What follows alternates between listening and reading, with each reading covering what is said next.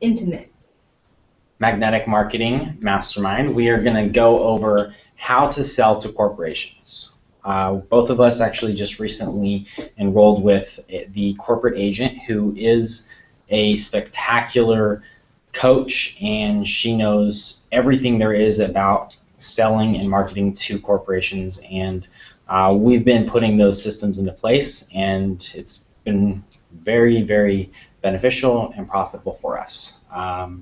Before we went to her program and became a client of hers, we did implement basically an at-home program, and went from selling a couple $100 packages to a couple $1,000 packages within our business. So definitely a large increase in profits and large increase in revenue. So be sharing some of those strategies today and figuring out how we can help you with your business as well, to design a campaign and to be able to connect with corporate clients and corporate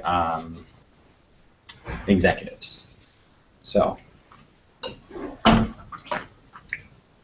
move this out of the way here.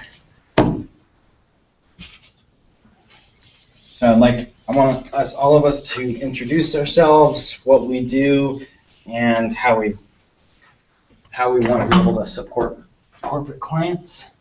And that way I can get and I know you, but that way we can all get to know each other and see how we can support each other and benefit from it. And for all of you who are watching, then you'll be able to take a look at this and use this and implement this in your business in the future. So why don't you introduce yourself first? I'm Vendela. I'm a photographer. V-E-N-D-E-L-A. N-D-E-L-A.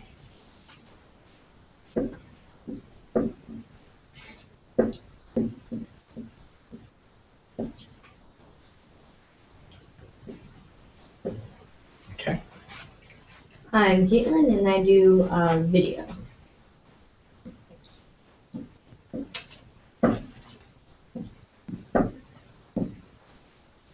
And just switch it up here, I'll use a different color. And I'm Hawk, like the bird. And I do the marketing. Why is your name twice as big as ours? Because I used red. I don't know.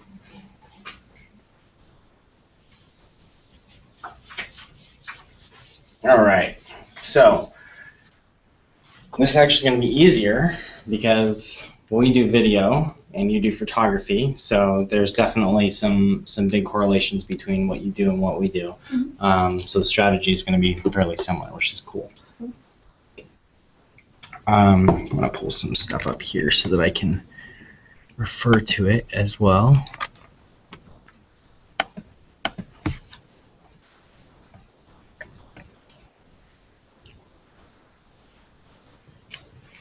So tell me what is your target market right now? Like who are the clients that you've been serving?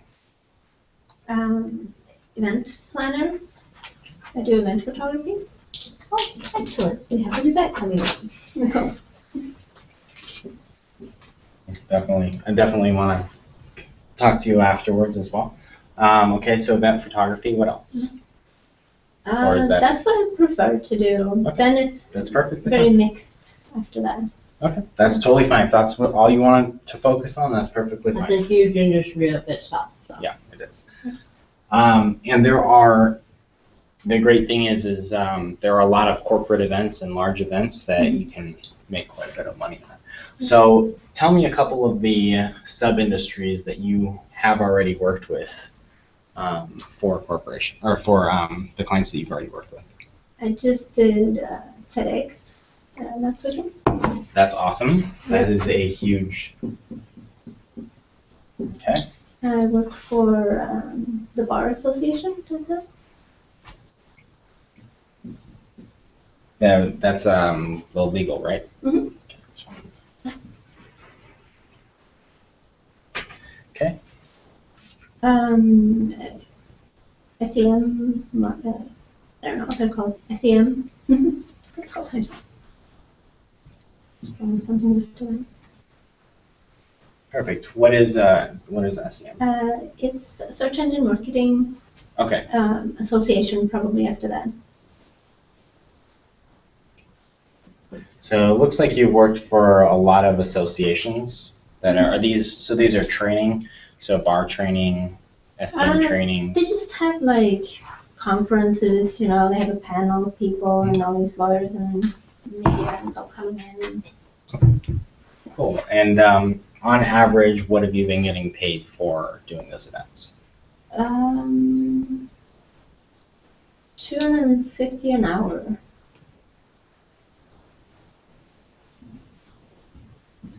And how many hours normally is the event? Are you doing Maybe 2 for the shorter events, and then there can be week-long events with varying amounts of hours per day. Okay. So are you there the entire day or just for a section of it? Or are you only getting paid for a section of it, I should say? Depends on. Okay. Like Stryker, for example, when they come to town, they have a whole week of awards shows and cocktail hour, and there's just all these different events that they have going on. It depends on what their schedule is. Okay. So what is the average price that what's the average price you want to get paid for when you go and do photos for an event? I'm very happy with that. Okay. If that's fine with you. So can I ask what interested you in our event today? You talked about selling to corporations. Obviously, that's where the money's at. And event planners are middlemen, so I get less paid from them. Gotcha. And Okay. when I work directly with a corporation, of course, I get that amount, not half of it. Got it. So this is Your best. that's your best Yeah. right there. Okay. So with an event planner, you're paying them 50% of that. You're getting paid $125 an hour. Is that correct? Yeah, not exactly paying them, but they need to be competitive. Okay. Part of their package. So this is where you want to be on every single project. Mhm. What's the minimum number of hours that you want to work when you work on a project? 2. Cool. So minimum of $500.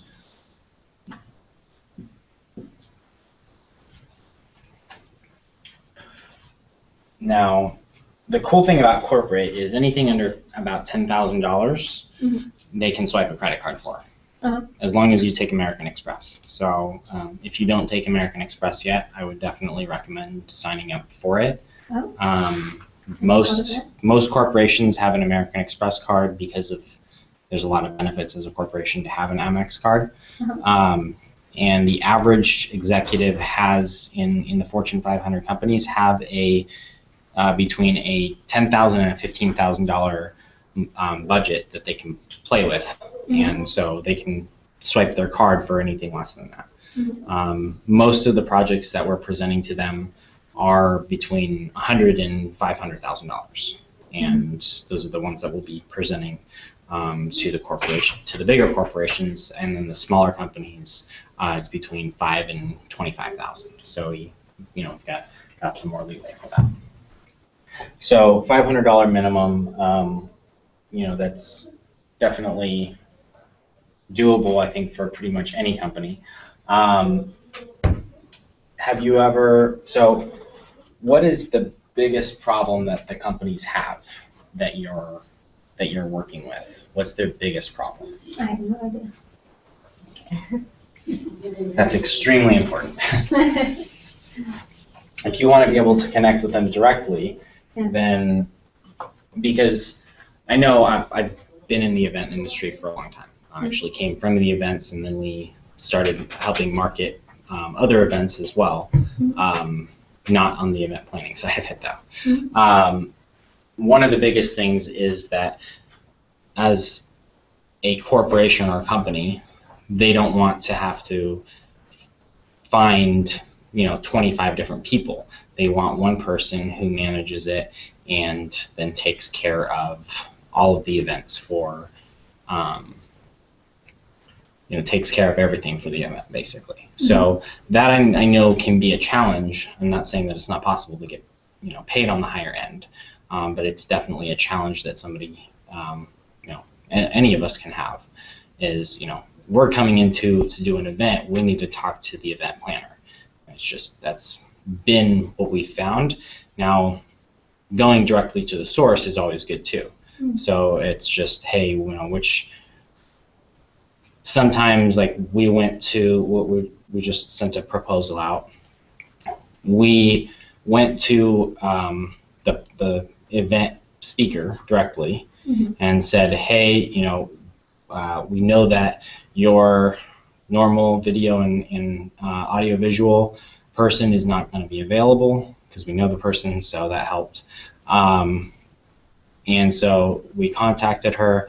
She then had her event planner contact us and ask for a proposal. So we sent her an engagement letter with details of what we're going to do, what's included, what we're going to add as a bonus if they choose us within the next 14 days, or the next, I think it was next 14 days.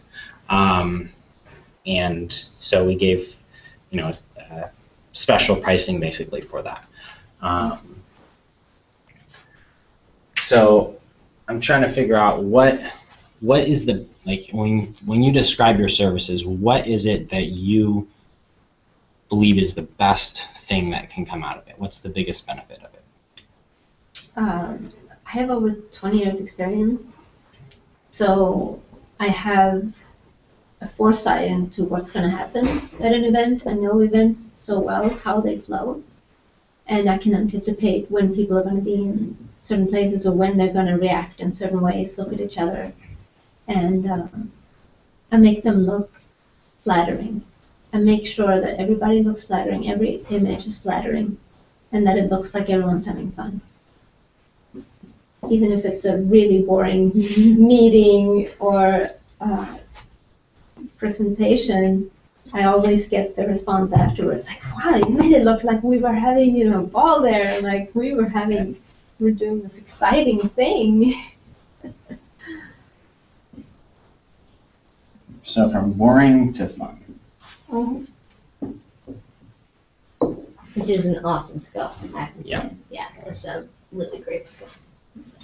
Cool. So if you're helping them take their event and take the face of it, because especially association events, a lot of them are pretty boring.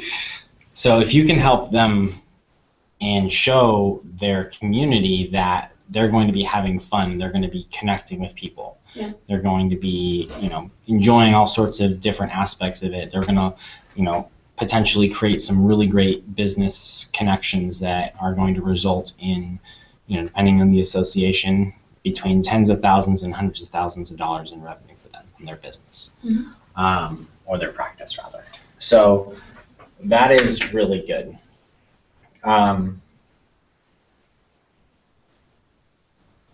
So if you're creating an environment of fun that's attractive, that's connecting with people, realistically, how much is that worth to a corporation? Just, like, if you could put a value on it, what would you say the value of a corporation, the big company that's putting on the event, what's the value to them to, maybe in potential sign-ups, people signing up, because they're not just going to, they're seeing, boring pictures, but if they're seeing your pictures, which are fun, then maybe they get a 20% or 50% increase in sales. Yeah, I would think so. I would think that's very valuable. Do you know the average ticket price of your?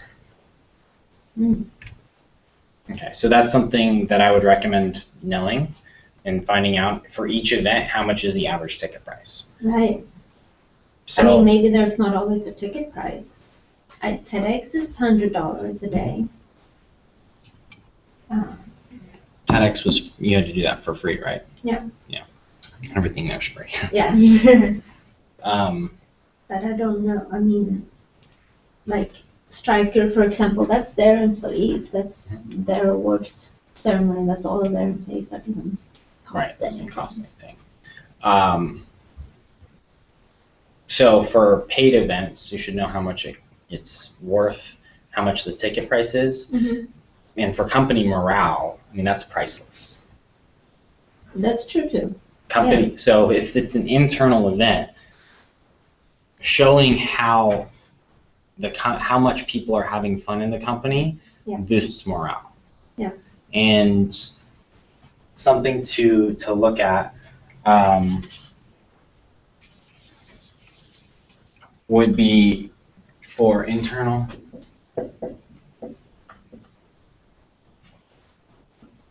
I would say do like a photo montage at the end with like groups of people having fun and also making fun of themselves.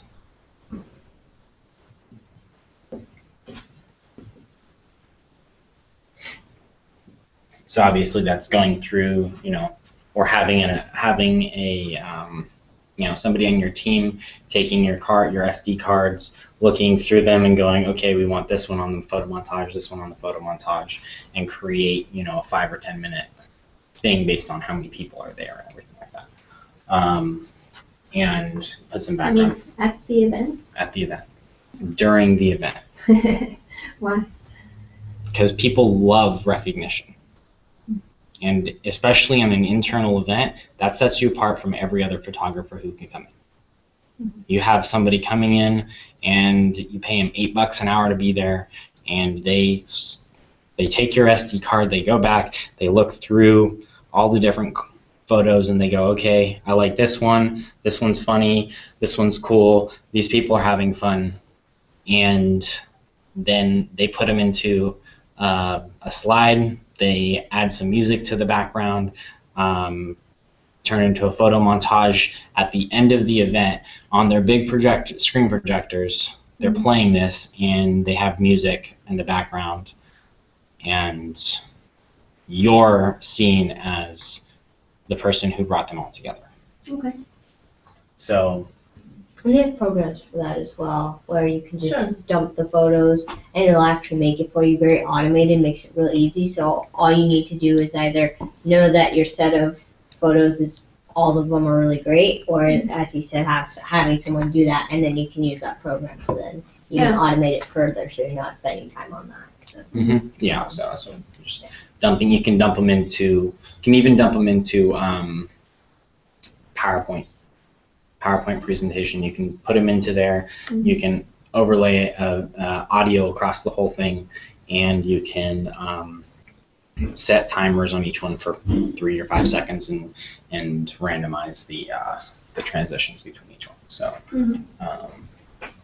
so that's one thing that you can do. Also, can you plug this in? I just forgot to do that. You can go in and bring together people's relationships. So potentially also like a headshot session at when they're coming in. Mm-hmm. Have somebody going in and have somebody at the front doing headshots. So it would be more than just you doing this, obviously. Corporations work with teams of people. So if you want to work with a corporation, you're going to bring in a team of people who are going to be able to support you in different aspects of what you do. You're great at photography, and so you'll have somebody connecting with the big companies as well. You'll have somebody who is at the front doing, hey, come get your headshot, and we'll send you a set of headshots, and each person gets one. And I would recommend that between each one you probably need 2 people there. So you have one person taking the headshot and one person organizing them into a folder. And they'll switch out the SD cards between each photo, and they'll switch them, they'll download them, put them into a folder, and go back and forth between 2 SD cards. You don't even need a big SD card. You need like a 1 gigabyte. Why download for every photo? To create folders for each one, so you can put a name to each one. That way you're not organizing them later. It will take you longer to go through all of them and organize them later than it would be to have 2 people going through and Usually have them write their name on the sign and distribute first. Yeah, that could work. That could work. Yeah. That's if you're doing it all yourself. Yeah. Yeah, this is having 2 people at the front. Yeah. And it makes it faster. It also makes it a little bit, because then you can deliver a file at the end of the event. Everything can be delivered on site at the end of the event. Although after the post-processing is a very important part of my photography. Okay, so that should be extra. Yeah. Are you charging, is that $250 including that? Yeah, that is not the event photography though. If it's an event planner in between, then it's extra. Okay, because $250 for event photography is, by itself, is just raw photos is good. Yeah. And you can select, a set number of them. But I would say that's raw photos. I mean, that's what we do. We do all raw. Everything's raw. If you want to put into post-production, then there's additional charges for each thing. And if you want it delivered faster than our normal 14 days, then there's, it's every single little thing, because, if we have 10 projects that we're working on, then we don't want to be, up until, we don't want to have 100 people up until midnight. So that's why it's like, hey, by the end of the event, you will have everything in hand. Yeah. And that is extreme. Like, you can charge a lot more than $500 or than $250 an hour for that. As a matter of fact, with a team of 3 or 4 people, you're charging $250 an hour for each one of them, plus then you're charging $1,000 an hour for yourself. And that's a huge profit margin. So you do a 2-hour event, it's a $4,000. Now you're paying out probably $500 or $1,000 of that out to everybody on your team, but the price difference in that is big. And they're paying that? Yeah. Oh yeah. They'll pay. Corporations, they don't pay for inexpensive things. They will pay for quality. Yeah. We do videos for events, and she worked with a good friend of both of ours, and he's about 40% under market value for videos. It's $9,000 for the first day, and that doesn't include any editing. That's $9,000 for one day. So because we're working with a lot of the same clients, we're keeping our pricing at the same price as his are. It's really hot. Yeah, so I'll close it. Can you open the other door too? Which one? The other door out there. Oh, the other one. Yeah, so it makes it more airflow. So that is, you're able to get a lot more than you're charging right now. Yeah. And part of that is because you have a team, and it's also we're delivering your raw by the end of the day, and it's delivered on a drive. So that's another thing, $100 or $25 or whatever, however much you feel that you'll need for the drive. So let's say you've got probably less than 300 gigabytes. I think you can get a 300 gigabyte drive nowadays for like $50. Yeah, I mean, you can get a terabyte drive for less than $100 now.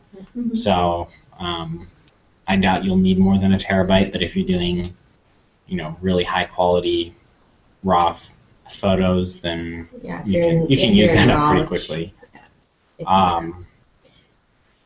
So just kind of looking at the different components of that and say, okay, one of the things that we're delivering.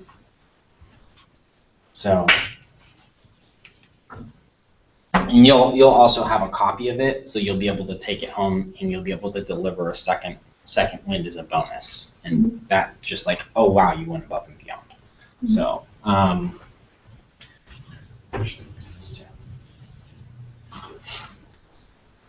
so during the event, so photo montage, headshots,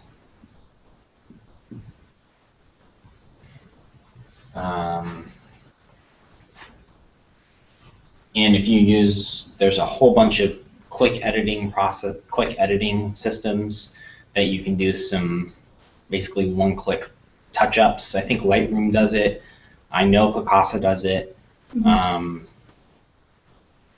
I'm sure a lot of the other ones do it as well. I can apply my look at the event if I have in the system. It's good. Yeah. So you've got 3 to 5 team members, and 3 of them are, I would say, if you have 5, 3 of them are photographers, and 2 are editors. So editing and selection. And you're able to deliver those on the spot to people, which is huge.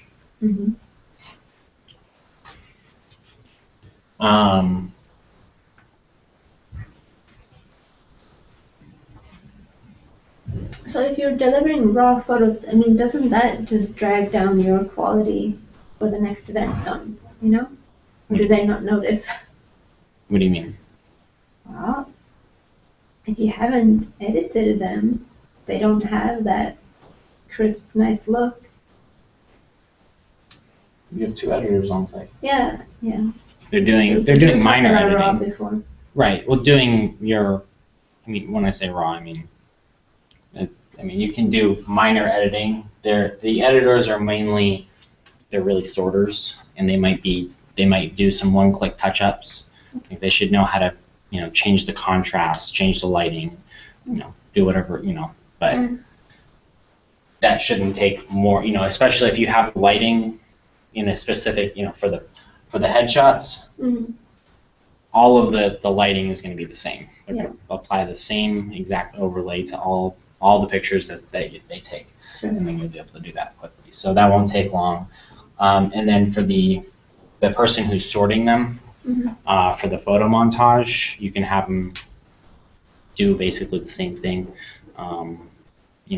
Organize all of them by, basically create a specific lighting parameters that you want it set at, at a specific color scheme, basically. She knows all the actual technical terminology, so excuse me for the. And then you can have them apply all of it to the whole thing, and it'll make the adjustments accordingly. So, and then if they want post-production, not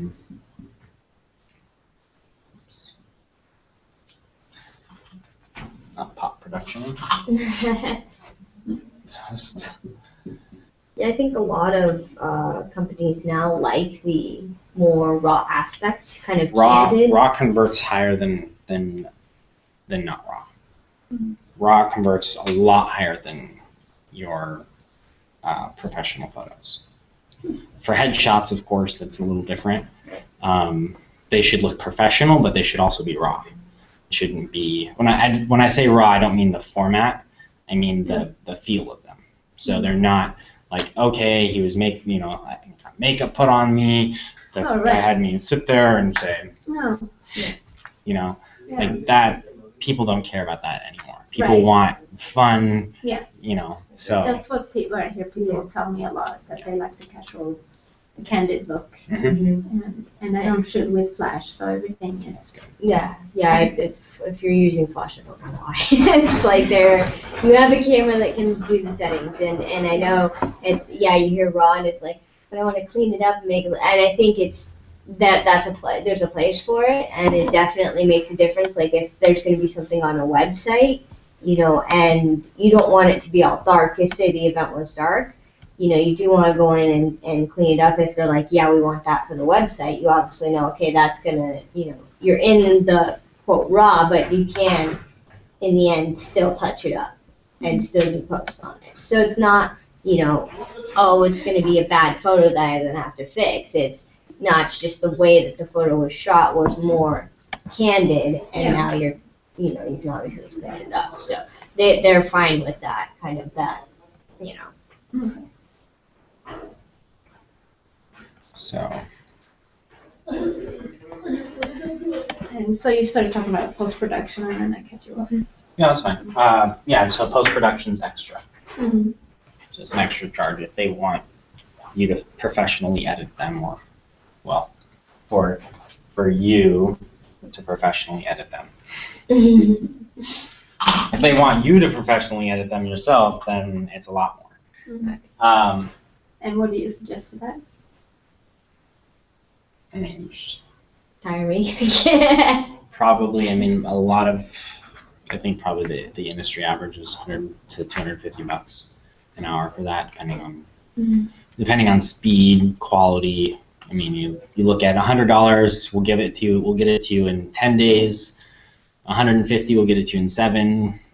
200, we'll give it to you in 5, and 250, we'll give it to you in 3 days. And that's per hour. Per hour of post production.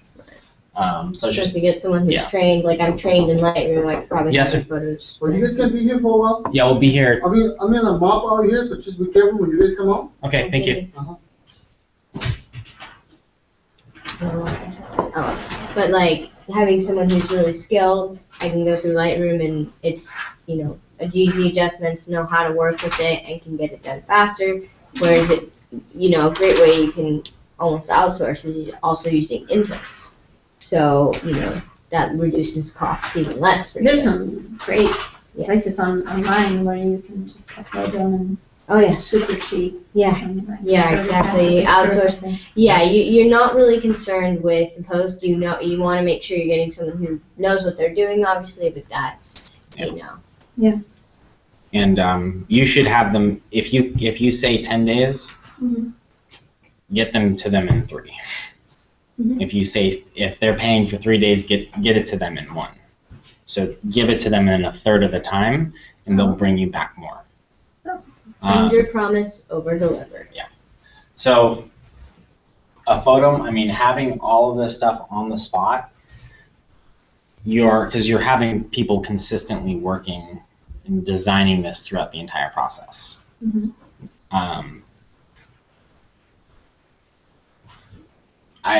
I would say that this is a great way to, this works with both internal and internal companies that are doing internal events and companies that are doing paid events. Because company morale is worth a lot more than $4,000.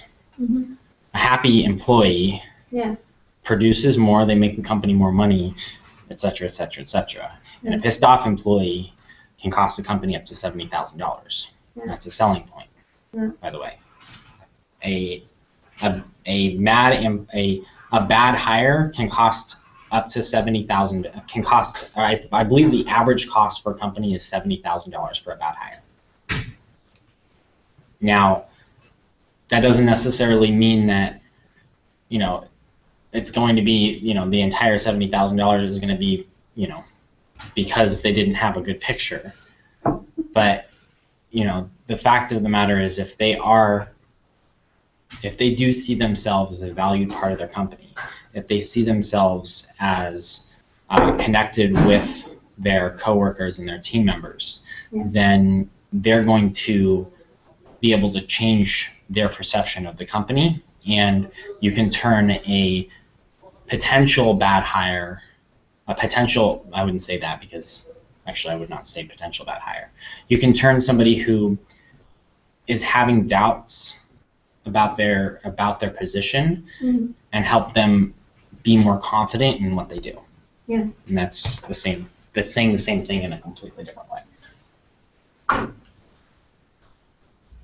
The headshots provides the company with the ability to say, with the ability to put them on their websites. It allows the employees to to use them on LinkedIn, et cetera, et cetera, et cetera. Another thing is, so let's say this is between $2,000 and $2,500 an hour. And that's $2,000 is for 3 people, and $2,500 or even more would be for 5 people.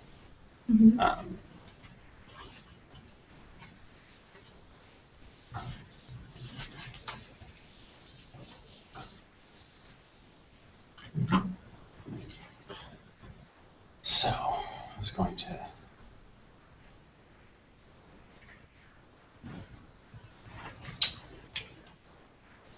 So what are you liking about this so far?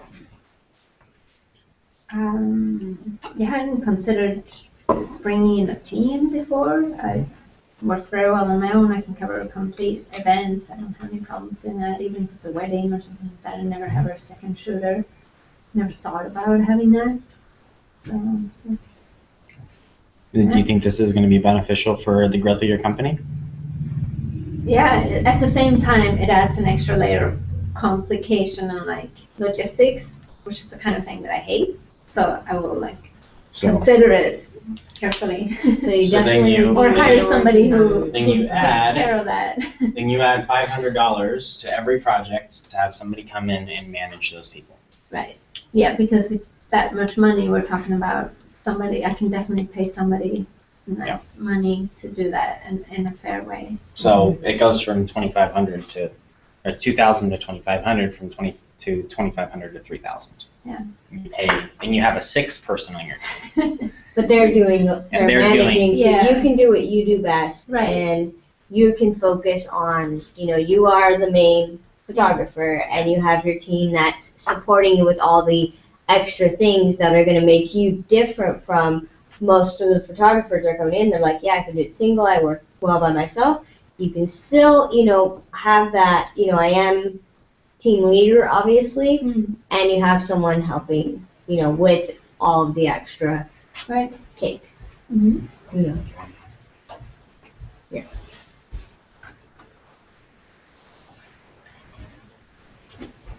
So another thing, do you own the rights to all the photos that you take? Yes, with exception for the bar association, because they're lawyers, and I'm like, okay, whatever. And so you do have in your contract that you are the owner, Yes. you're licensing it to them. Yes. So make the license for 2 years. Oh. If they want to use it after 2 years, then it's, set a price per photo that they're using, and basically go onto a stock photo site and copy and paste the section of their usage for anything after 2 years. So if they want to use the photo on their own site, it's $10 for the next year. If it's seen by more than 10,000 people, then it goes up to $100. If they want to use it for, printed marketing materials, then it goes up to $1,000 for the year, and so on and so forth. Or they can just hire you to come back in and shoot new photos. Right. That's the whole point, is to create yourself it creates a revolving line of business for you. Yeah. So if they want to keep using it, the likelihood that they will with photos is not high. No. But it allows you to call them after a year and say, hey, I wanted to know if you'd like me to come in and do another event, so you can get new photos and you can start using those instead of the old ones. And something you can do is, Or you can renew your contract and say, you can have license for another. I would say if they work with you again, so let's say you come in a year, all of the photos that you've taken previously are now added under that new license. So they basically add another year. Okay. Just because Just did because another. you did another work. You did more work with Oh, them, so okay. you're giving them access to all of the previous photos for free. Okay. And it's a cool way to say, hey, I appreciate you for Right. bringing me back in. I want to give you the value back and say that in a year from now you don't have to or you add 1 year to all the other ones so that you can come back in a year and do that. Mm-hmm. So what possibilities are you seeing now? Yeah, I like having some sort of manager or whatever you would call it on site to take care of logistics of everybody. It's hard for me to talk and shoot at the same time. The words are not on the same plane, so I think that would be very helpful to have someone there. Yeah. So another cool thing is that manager who you're paying $500, Mm-hmm. you can have them going out and finding you new clients. Now, what I recommend is you pay people a commission. This is the best way to bring the best salespeople are willing to work on commission. Mm-hmm. And how you put it is the base pay that you get is the $500 per project that we work on. That's your base pay. Mm-hmm. And you'll continue to get your base pay as long as I have a project every single week. Mm-hmm. So $500 a week for base is really good. And then I would say between 10 and 20%, I would go on the larger side to 20% of the actual final price of it. Mm-hmm. So what ends up happening, let's say it's a $2,500 project. Oops, $2,500 project. You have $500 for the manager, $500 in commissions, and then $500 in the cost of your 5 people. That's per hour, obviously.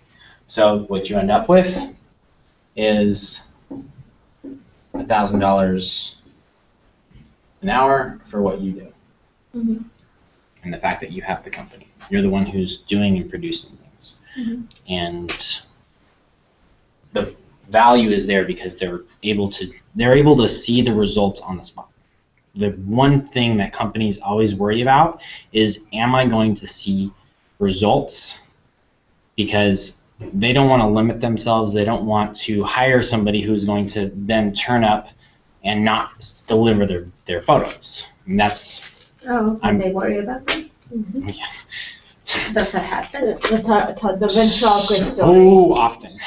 Really? Yeah.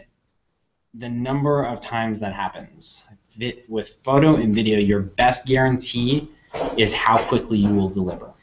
And how good you are. And how good Because you a are. lot of people, they're hiring and they're busy, so, they may have someone who isn't, doesn't know photography very well, so they won't know a good photo from a bad one. They'll hire the person, they'll take the photos. The person that asked to have that done is now upset because the photographer took bad photos. And that'll happen consistently, over and over again. Photos and video are just not well done, and it's very, very challenging to find good videos and photographers. Yeah. I mean, I see a lot of bad photography. Yeah. Yeah. And on the other hand, there are so many photographers, so it There's baffles me. also different styles of photography. Yeah. That's true, So make sure that your style is in alignment with what they want. too. Yeah, I'm very good at quickly picking up the branding Mhm. of a corporation Yeah. or whatever and applying Yeah, that. if you're a chameleon and can match, Yeah. that's awesome. That's gonna really, really separate you. You can be at the top of your field. I have a very, my style for photography, I'm not a professional photographer, but when I pick up the camera, I have a very, I put my camera on burst. And I will, do a rotation of people, and I'll, have you ever seen the show Scandal? No. It's a show. It was really annoying, but it's kind of in light with how I take photos. Basically, they would have it was basically their commercial break section, or coming back from their commercial break, or a scene change. What they would do is they would have, at the beginning of the scene, they would have the person, like let's say the person was walking towards, they would just have the camera on burst. I'd probably have it on a tripod and just have a remote and they'd have 10 shots in a row of the person walking. It got really annoying, but that's kind of, I'm good at with parties. That's kind of because parties are fast moving, so that's why I would do them that way. But I can guarantee that most people aren't going to want that kind of, like, it's more of like a club scene party. Like that's more of the style that like I would shoot. But and what would you do with all those pictures? Just pick the best one, or was there create sequences. Okay, so here's like a video, kind of like a slideshow, where they move like that, or not necessarily a slideshow. I mean, we can turn it into a slideshow. Can turn it into like an auto awesome with Google. I don't know if you've ever seen that. You can take 5 photos and you can put them together, and Google will create a moving image out of it. It's really cool. I would actually, that would be, awesome. yeah, it's called Auto Awesome. It's on Google. It's a really, really, really great tool to be able to use. And you could actually have some of those created during it, and it's like a GIF kind of. Yeah, exactly. It basically creates a GIF out of it. Yeah, it's 5, a minimum of 5. I think you can actually use more than 5, but We still need to do that with the Star Wars one. Remind me. Okay. So, but I mean, you've got a pretty good profit margin on this. Yes. And which you can then use to reinvest. Or I would pay my people a little bit more. I mean, it's. He's just using hypothetical This is numbers. $500. This is $100 an hour. Mhm. That's those 5 people getting paid $100 an hour. Oh, okay. So. Yeah, I thought you mentioned $8 at first. And I know it's not. I'm saying that you can pay somebody $8 No, an it's not hour. really. But I mean, even $100, even that is actually high, right? Yeah. And you could probably knock this down for 5 people. You could knock this down to $100, and that turns this into a $1,400 profit. Mm-hmm.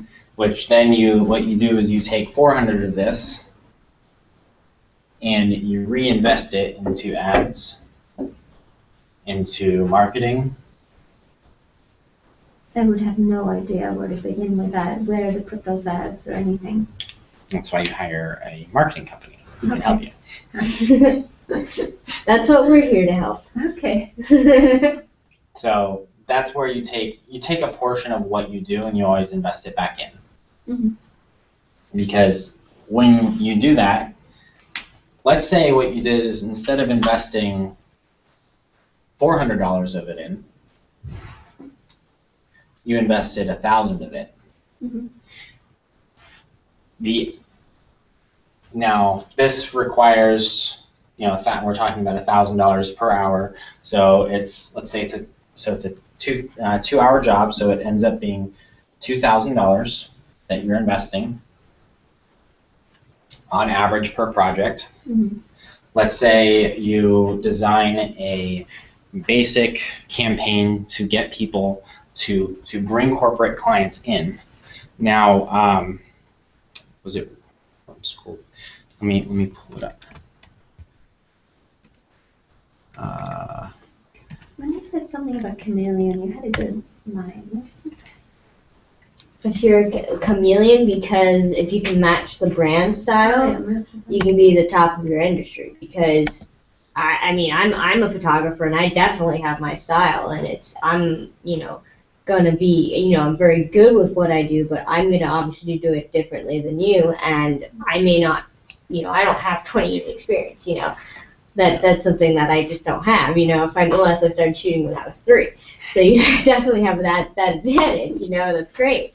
So, you know, with my style, it's going to be different. They're going to get a different. She has a very target. specific style. Right. You know, like the style between us is night and day. Right. And I mean, hers is honestly like very corporate. Which But is why we decided to start. I don't mean like the same kind of corporate event, like corporate events corporate. I'm talking about headshots corporate. Okay. Like the style that she does is perfect for headshots. If she knew how to have people like the right facing of them, and I don't know, we've never done that, so. Yeah, I mean, we did a raw kind of headshots with you, and they came out awesome. Yeah. So, like, I can work in a raw environment, but still come out with that. My style is still in that, you know. It's a very like. There's the raw and there's raw and professional photos, and even though they're raw, but they don't look raw, and they're like to people, it's like very much like it's a lot serious. Yeah. They think that's the right term for it. So. That you do fun, she does the serious. Okay. when it's needed, because you know. So Forbes Insight said that 59% of senior executives would rather watch a video than read text, which also means that a large percentage of those would also rather see a picture than read text. Of the 59%, about 65% of them who view a video click through to the site and click through to visit the vendor's website. 45% report that they contacted a vendor after seeing an online video ad, and about 50% of them went to make a purchase for their business online, like that's immediately. So out of 65% of them,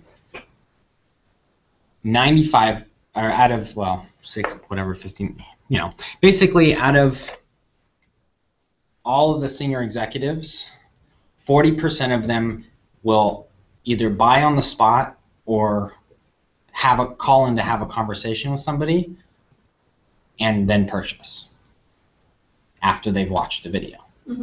And so that's also another selling point you can use similarly for photos. People would on Facebook, people don't look at text posts. They just don't. Right now on Facebook, 12 out of the 15 posts are either a video or a link, 10 of which are videos and 2 of which were links out of every 15 posts. Now, those always have a picture that goes along with them. So, you know, you can use insights like that to say, hey, you know, if you don't have photos to connect with, you know, if you're doing an internal email, if you're sending people an email internally, you don't have photos, they're not going to look at it. If you're doing an email marketing campaign and you don't have photos, people aren't going to look at it. So photos are extremely important. Like when we do an email marketing campaign, we have to design a photo or find a photo for the video to represent what the video is going to be when they click through. And we don't usually use the actual image. Sometimes we will. I'll take a screenshot of the video and turn it into a we have a very specific style, part of our brand. So every single email has our logo is a video player, and it's somewhat translucent. It's overlaid. So we put the image behind it, and then they can see the image, and they also see our logo. So we associate the two together and give them the good feelings that we want them to have. So that is your actual delivery strategy. So what we do is we attract your clients, we convert them, and then you deliver. So let's look at attraction. To attract your clients, there are plenty of event companies out there to connect with. And there are also more, event planners as well that would be willing to pay that price or that minus $500 because you're paying them, or minus $1,000 actually, because you'd be paying them the $500 to manage and give everybody their tasks, and the $500 for the actual finding of the client. So that those same $500 and $500, or whatever percentage that you want to give those people, you can apply that to event planners. So let's look at 5 different markets, or sub-markets of events that you need to connect with, the people that you need to connect with. So one of them is still the event planners. Now, the event planner doesn't mean an event planning company. It could be, you could actually have somebody internally in the company who's just responsible for creating an event. We have somebody on our team, and he is responsible for helping us with creating the events, and he's still learning. But we put him through a training to be able to, work with the marketing aspects of it. He's a consultant as well, so he does have other clients that he's working with for other stuff. But the value that we get from saying, hey, take care of our event, and we'll pay based on results, is extremely valuable. Anyway, so the event planner can also be somebody internally as well. The event organization, and that's kind of relates back to this. There's going to be maybe a department, or because with what was the name of that company that you did the internal event for with the Striker? So I'm sure that they have a team that is probably one of the people that's involved with that is HR. Yeah, I think she was HR, yeah. So figure out who inside the event organization, or the organization that's putting on the event, figure out who inside of that is the actual person taking care of. Or not necessarily taking care of the, designing, planning it out, but they are taking care of the creation and implementation of it. So they're going to delegate different aspects of it. Yes, but if they know that, hey, you do video or you do photography, and you have people who can come in and do video as well, then that is extremely valuable for you to be able to say, hey, I do photo, and by the way, if you'd like to have video, then I've got somebody else who can help you and bring them in, and that's an extra revenue stream for you, because now what you've done is you've sold somebody else's services, and they pay you, you pay them, and you take a portion of it. So if you're bringing in somebody who does video for $2,000 an hour, and they have for us, let's just use us for instance. We do video, it's $2,000 an hour for the video. There's a lot more involved with that when we do them. We design websites behind them, but if you sold it, you get paid 30%. So you would pay us whatever 2,000 minus 30% is, and also minus any fees that you had to pay for your PayPal or whatever, because you paid for those. So that's referral partners. Yeah, this is the idea. Basically as a referral partner. So creating those partnerships to say, basically what you're doing is you're taking the legwork out for the event planner, and saying, I know somebody who does video, I know somebody who does catering, I know somebody who does this. Now, you're not doing any of that stuff. Right. You're not planning it, but what you are doing is you're saying, I know A, B, C, D, E, F, G, so 1, 2, 3, 4, 5, 6, 7. Now let's assume each one of them got paid $3,000 and you got 10% of their 10% of what they do. Let's just, actually, we'll make this easy. 8, 9, 10. I'm sure there are 10 different services that are needed to put on an event. Each one of those services, each one of those companies gets paid $3,000, and you get 10% of that. And just say that. So you just made an extra $3,000 in revenue. And the company that is doing the event planning loves you because you just took out all the legwork for them. Mhm. You just said, I have a preferred list of vendors. They do great work. They will provide you with everything you need. You know, These are the people I like working with. yeah, these are the people I like working with. If you want to work with them, great. If you have somebody else to work with, great.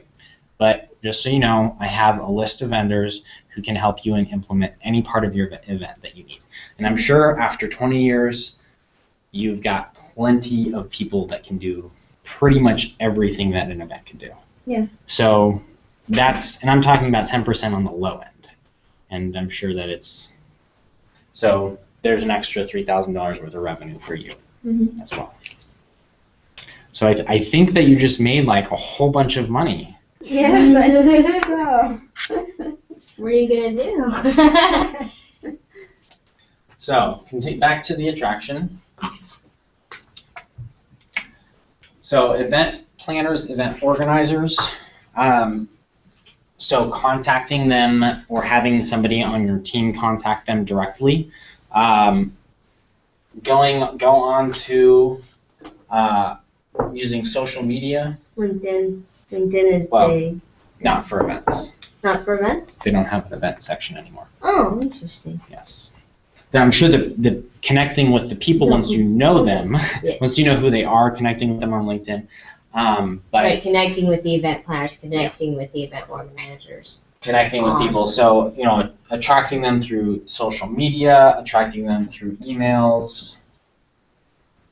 I was just talking, president of Scatica called me after the TEDx event and, you know, to get his pictures and he said, you know, I want to find out how I can help you and what's your first degree of contact, who do you want to, what's your ideal client and so he's president of a company, he's not likely to know event planners and such. I don't know who I should have actually told him. Okay. Ask for somebody within his company. When's the next time your company is putting on an event, whether it's a barbecue, a social event or a professional event? Okay. Do you guys do Christmas parties? Yeah. Right. Targeting also ads and having the right campaign behind it. All of these require a campaign, and that's, I definitely understand that's not your strong suit. That's what we do. We come in, we build a campaign, and we turn it into a profit center for you. Mm-hmm. So that's the attraction side of it.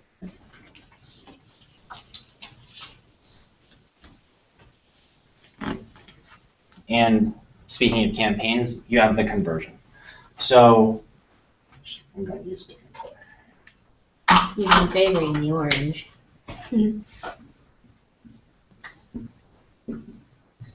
Conversion. Oh. I don't think we want conversion. Conversion. That's what that means. Making money. Uh. Making big bucks. So this is where most companies have a problem in one of two places. It's either in marketing and bringing people in to have a conversation, or it's from the conversation into the sale. Mm-hmm. Those are the two biggest places where people, small businesses and big businesses alike, have a problem. Mm-hmm. They have people on their team who market one thing and then try to sell another. Mm-hmm. Which is, you'll have one guy selling apples. I don't know if I can. And the other guy converting oranges. Yeah. So you've got. This is what ends up happening. You've got apples and oranges.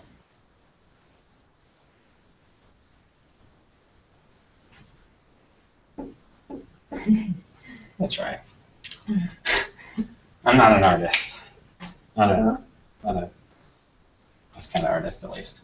So you've got the challenge that people find is they've got their marketing is directed to turn apples into big bucks, and then when they get to the actual sale, they're trying to sell oranges. That's the kind of the terminology behind that. What the challenge here is that, you know, if you're going to buy a bushel of apples, I think it's a bushel of apples. If you're going to buy a bushel of apples, then and you go to the store and the guy's like, "Hey, do you want to buy some oranges? Want to buy some grapes?" There's a good. Yeah, lemonade versus Anyways. grapes. Lemonade. Actually, that's a great. Yeah, that's a great way to put it. Now. You can tell the story. Okay, so actually we'll use this lemonades versus grapes because that just came up. But we're going to change the lemonade into apples. Actually, we're going to change the lemonade. Why don't you just make the... So He starts out with lemonade and he wants like... So this equals lemonade. And this equals grapes. For the purposes of the story, just so that I can... I know those are really confusing pictures of lemonade and grapes. So in this cartoon, what's a duck, right? But this duck goes up to a lemonade stand, and the lemonade stand guy says, "Do you want any grapes?" Or sorry, do you want to buy some lemonade? And the duck says, "No, I want grapes." And then the next day, the duck comes back and he says, "Do you want it?" The guy says, "Do you want to buy any lemonade?" And the duck says, "No, I want grapes," because he was offered grapes. He was marketed to buy grapes. Basically, that's the point there. So he saw an ad that says, "Grapes are delicious. Why don't you go buy some grapes?" Then he goes to this stand, and the stand says, "We've got lemonade." Now, eventually, the guy says, "Okay, well, why don't we go to the store and buy you some grapes?" And they go and they buy some grapes, and he was marketed to enough to sell him lemonade. Eventually, that's kind of the marketing behind it. Right. So you can badger people enough, and eventually they'll buy whatever you're originally offering. But make sure that if you want people to buy to begin with, especially online,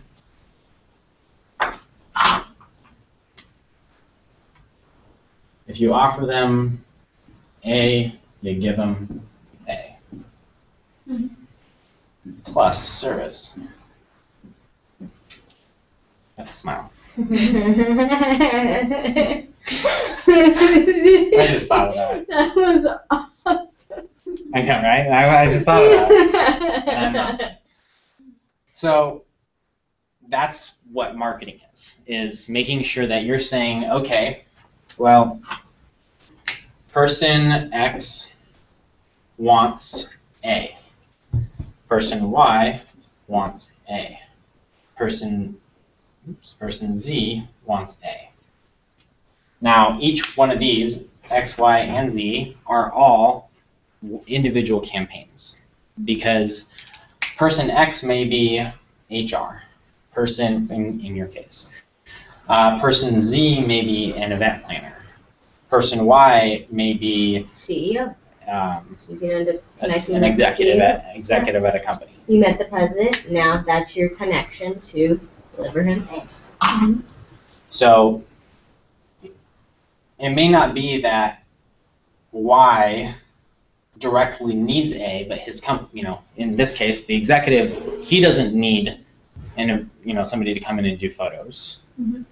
But a great way to offer something, a great way to get in, is to give them something for free. Now, free sounds scary, but it's only scary if you don't have a sales strategy afterwards. So that's part of what we do design.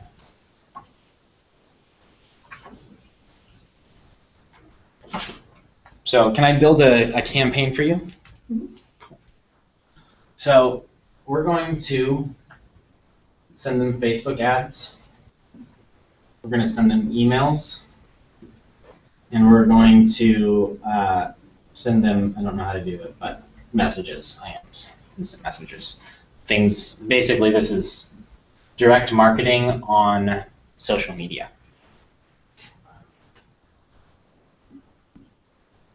So all of those are going to send your perfect client for this campaign. So do you want to use executives, HR, or event planners?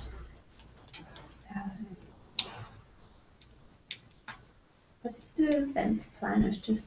Okay. Cool. That's who you typically work with? No, it just seems less of a barrier. Yeah, that's fine. It's very true. So you're gonna you send them to a video, and we can actually even have the video embedded in it directly. But they go to a video and they watch a video to opt in. That video is for event planners, designed specifically for event planners. And what you're going to do is you're going to share a video that says,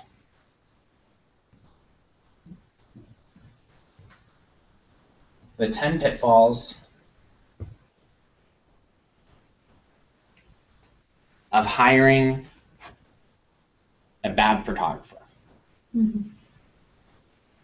What are all of the things that can go wrong when, and I'm sure that you've seen and experienced, and there's plenty of stuff out on the internet that you can look at of horrible stories that people have had when they hired a bad photographer.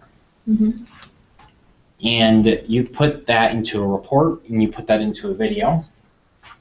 And then at the end of the video, so you've said, here's the problem, here's the solution, and if you'd like a really great photographer, I'm the person that can help you. Okay. Myself and my team will come in and we will shoot your videos and you make your offer.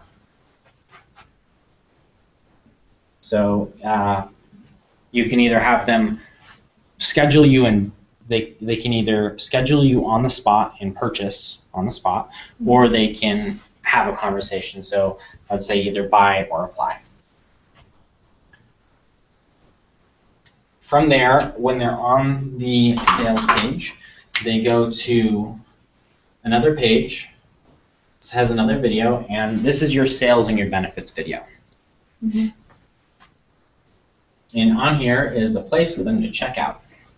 They can click the button, they can enter all their information in, they can pay you on the spot or schedule you with an appointment on the spot through the automating systems that we use, or if you already have one that can do that. Mm-hmm. So from there,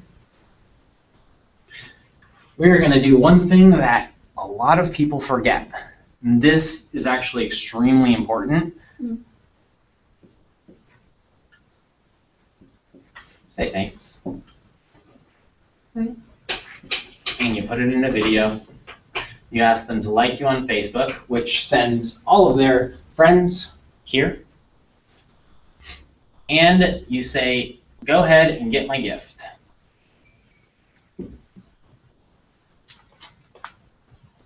They purchased. Now you can give them a gift. And you'll actually create, so we'll have a video, and you've got check, check, check, check, check, just to do that. And they can download or buy. So what they're downloading is a list of all of your preferred vendors. They're event planners.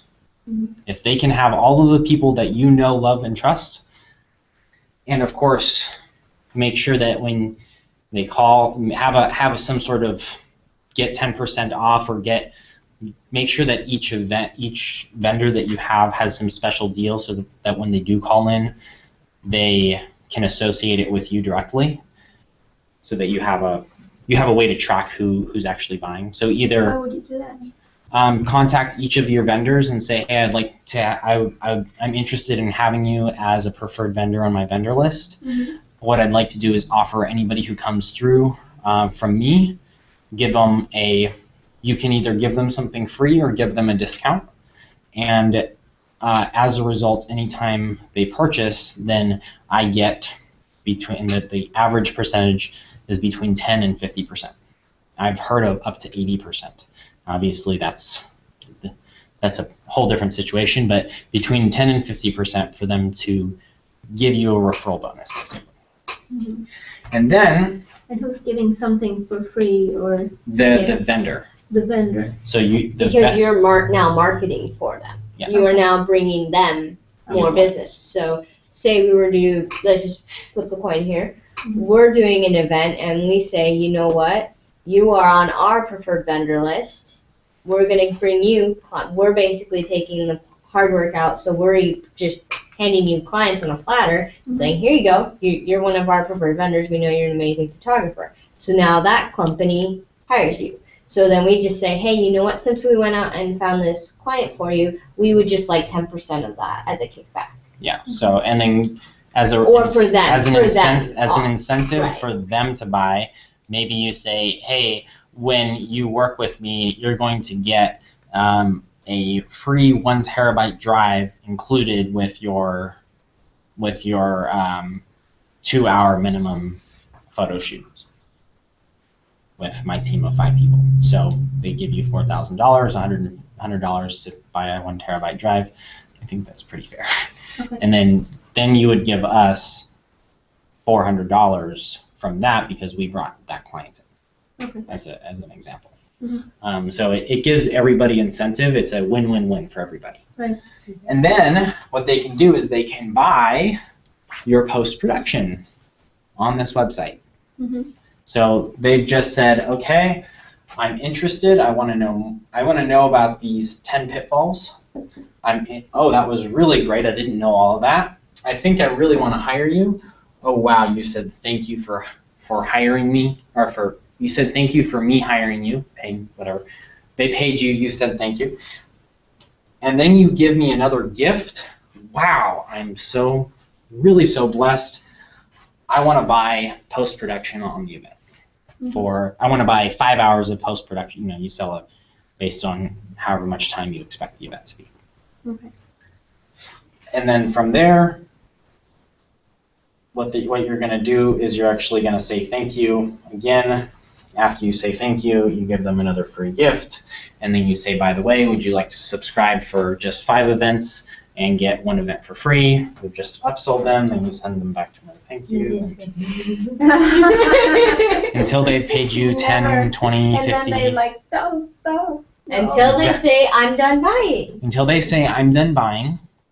And then what you do is you send them an email about 30 days later with a phone call, a text, and a connection with them on social media, as well as making sure that they see your face everywhere on ads, everywhere they go on the internet. And when they do that, they now love you again, and you send them an email saying, hey, by the way, I've got this really great promotion going on. Would you like to buy? And they go, click, and they buy. And then you send them right back through this process again. All right. And this is one of our more basic campaigns. This is designed specifically for smaller service businesses. Mm-hmm. And that's why I thought that this would be a great fit for you. Mm-hmm. So what do you like most about this?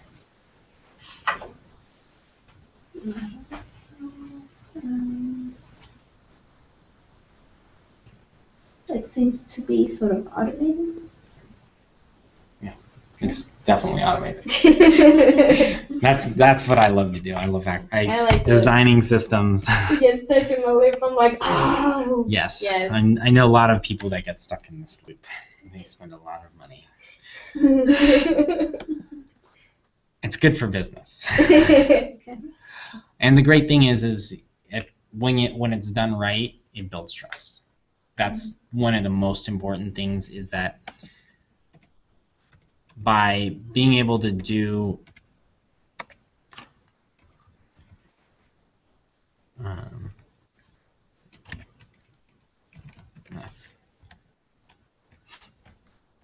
by being able to do this the right way, you can actually take somebody who is interested and help them and help them understand that you do care and that you're there to support them and you're there to serve them. They're buying you and your company as somebody who's there to support them and give them the things that they need as a company. They have needs. Now, being able to say, hey, we're going to provide you with, on-the-spot videos. You're going to have a video montage. Your company, your attendees are going to re-experience everything that's happened over the course of the event, whether it's a 2-hour event or a 2-day event or 2-week event even. Yep. Your attendees are going to experience that. Mm-hmm. Now, obviously, if it's a 2-week event, you have a lot more time, so you'll be able to give some discounts on the pricing and everything, and it's definitely beneficial for that. Mm-hmm. Looking for.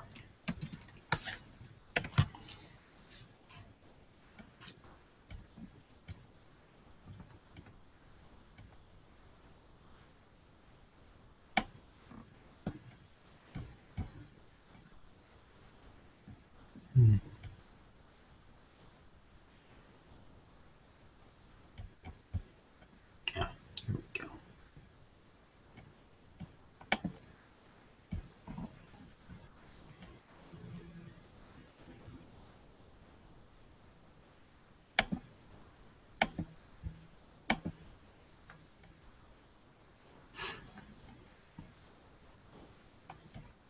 Yep, that's the one.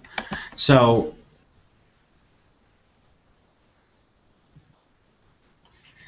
cool. So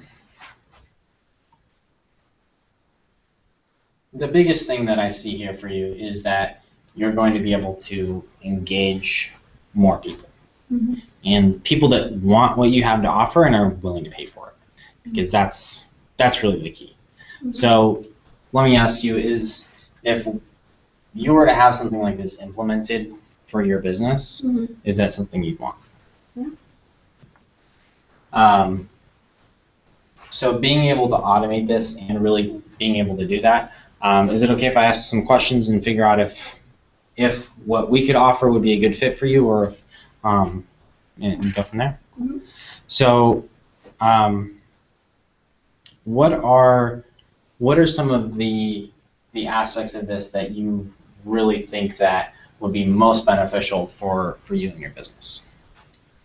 Of this, Mm-hmm. what's on that? I don't know.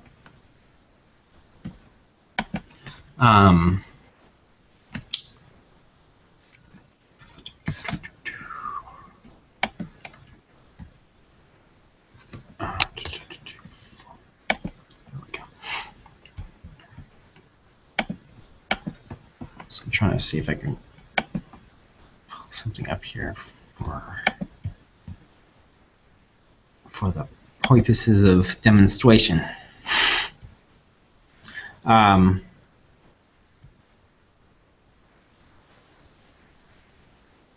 you doing John Block City? No. No. Okay. No, it doesn't. I'm not seeing. That's all right.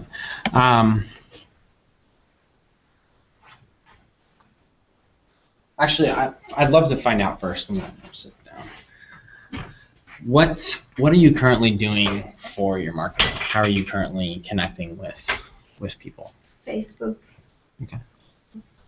So you're just messaging people on Facebook, or what are you doing on there? No, just uploading stuff, Okay. posts and so if I go to an event or if there's something going on, tag all the people in Mhm. it, and then it's coming out to all of those people, and then especially when people have drinks in their hands, it seems to be very popular. Yes, that's true. Cool. How many events are you doing right now? On average, do you have a number? Like 1 week or so. How many do you want to be doing?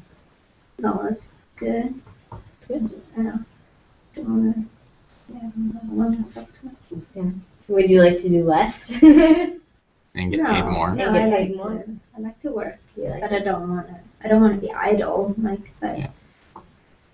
yeah. Cool. So what's the vision? What's your vision for your company? Like what's your vision for what you do? Just, to support myself.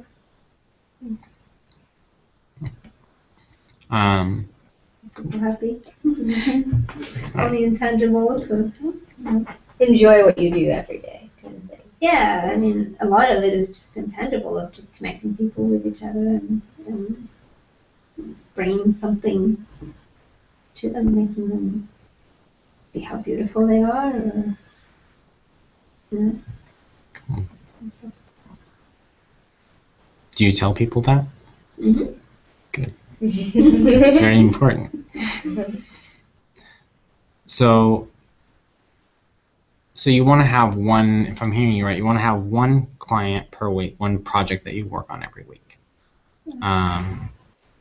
And be able to, is that a couple hours per week that you're working, or like a 2-hour project every week, or is that a 1 day or 2 day project, or a week-long project? Or No, not a week-long project. That would be too much. If that was every week, then it would have to be every other week. Cool. Right. Yeah. So, but about how long do you want to be working every week? Like how many 2-hour, how many hours per week do you want to be working?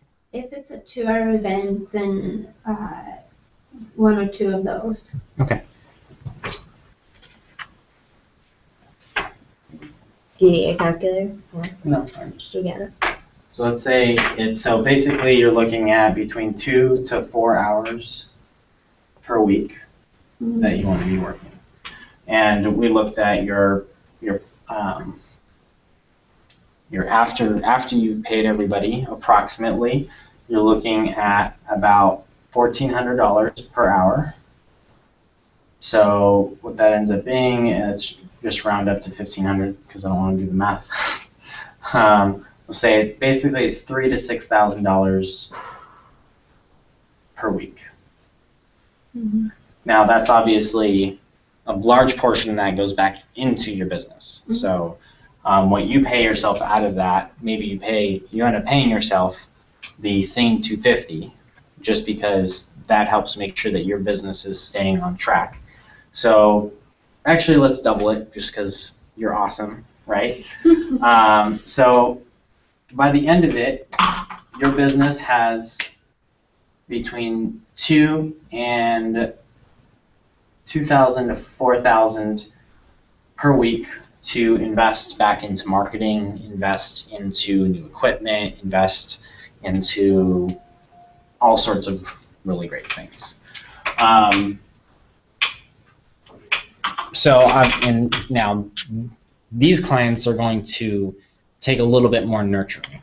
So it's not a, hey, I'm willing to do it for $250 an hour. It's, hey, we have a team of people, we come in, we do this for you. It's a lot more comprehensive. You've got everything is done for you. It's delivered fast. It's delivered on time. It's delivered at a high quality. I mean, there's hundreds of things that you can, outline as benefits when you understand what it is that they want. Mm-hmm.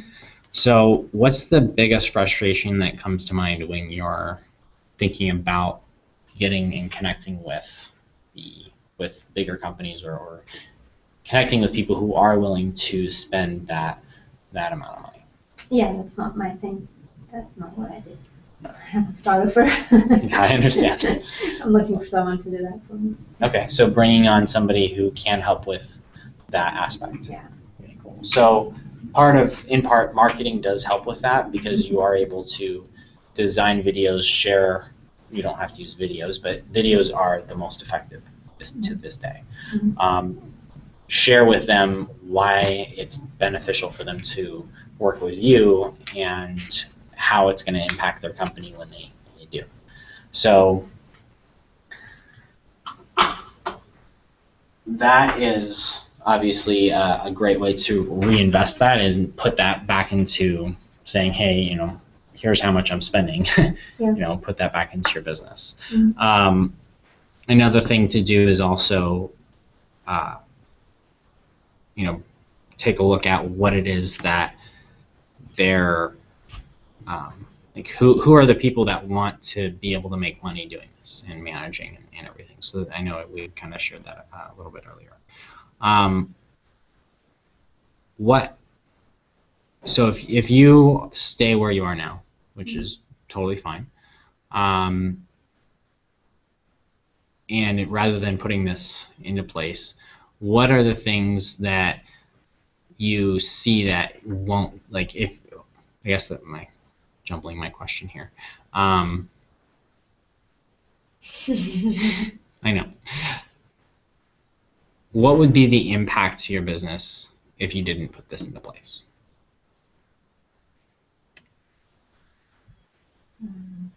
It just be the same.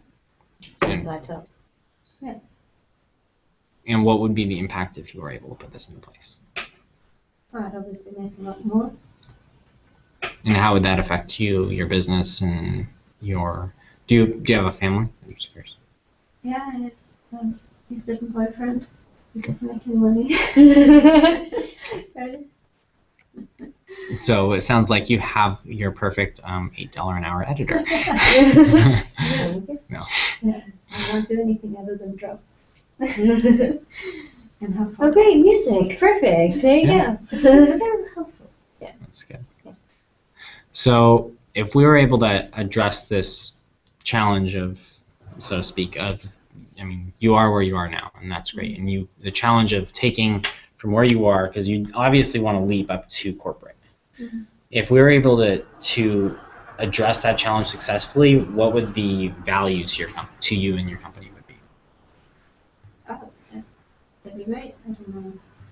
If you're able to put a price point on it. Obviously, this is estimated to be 1 week. Mm. I mean, in terms of the overall, what would you say? I mean, obviously that's before all of your stuff, but what is, how do you see that being of value to you? Just so that I just want to. That would be a lot of value, of course. So,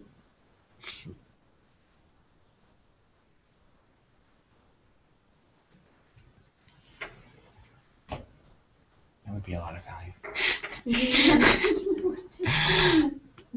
Awesome. I mean, how much time would you be saving as far as with the marketing part? Because I know you don't do marketing. I don't do marketing either. He does the marketing part. But I do it differently. I do it on Facebook, but Yeah. it's more organic. It's not.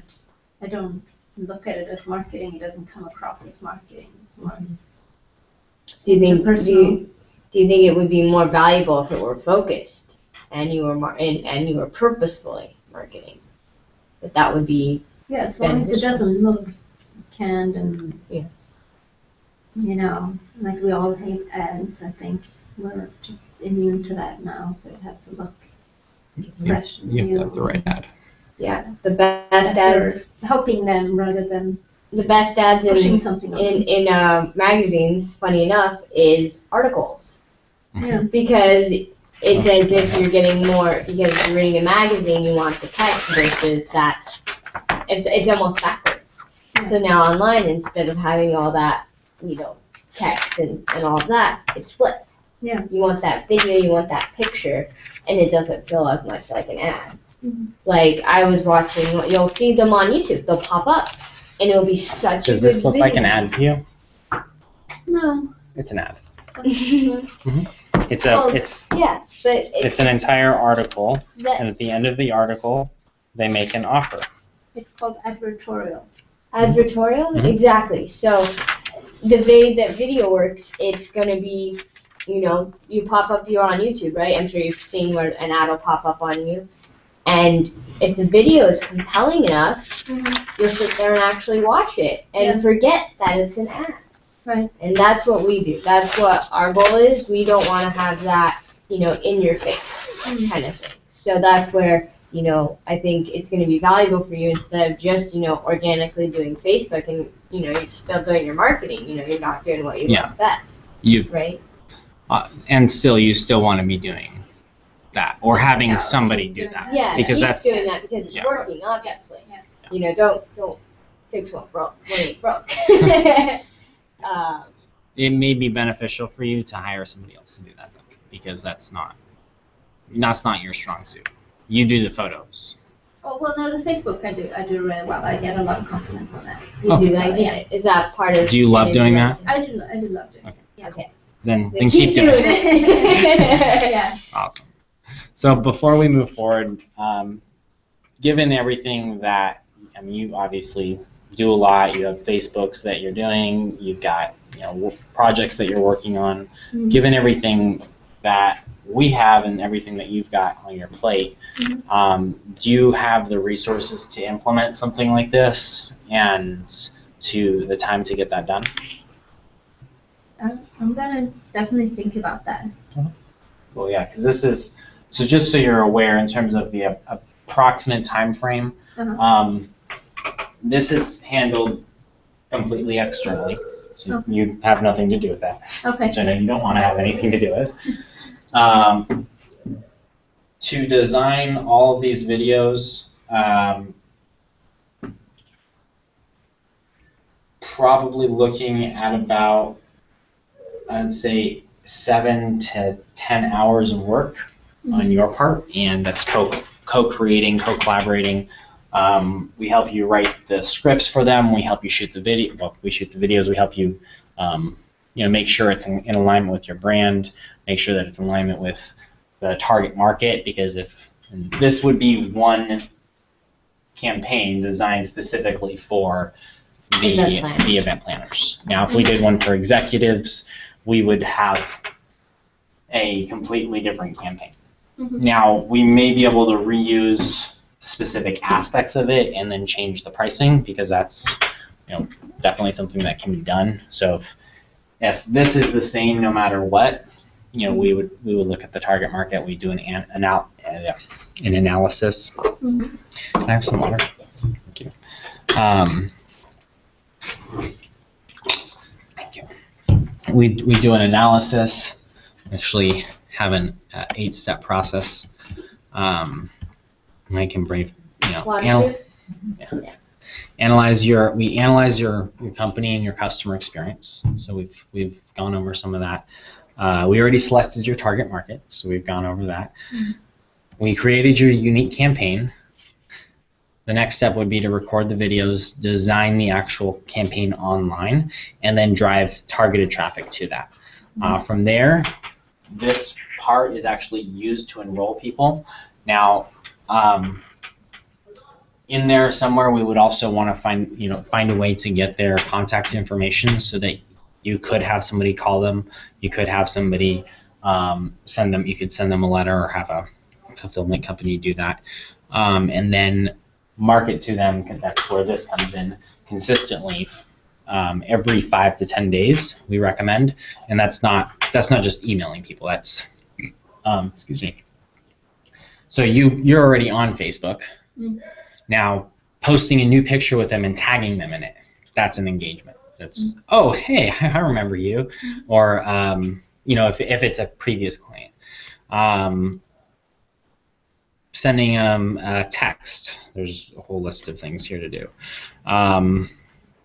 Emailing them on LinkedIn or on Twitter, sending them a tweet or retweeting to them or something like that. Now, obviously, that's not, you know, not necessarily all we would have bring in people or connect you with somebody who can help you with those things. And then also a big thing to do, like starting tomorrow, I guess technically, since it's fairly late, is to go and ask every client that you've ever had for a referral and say, what I've done is I've created the dream package for the perfect photography package for events. That's something I'm comfortable doing. Can I send someone else to that? I know that's weird, right? Send them an email. Craft an email. It should be personal though, but just not. I'm I'm terrible at the phone in the first place. Send them an email. That's your first start. Yeah, I can do email. And put all of the clients that you have into an email marketing system. Yeah. So that way you're not sending every single person an individual email.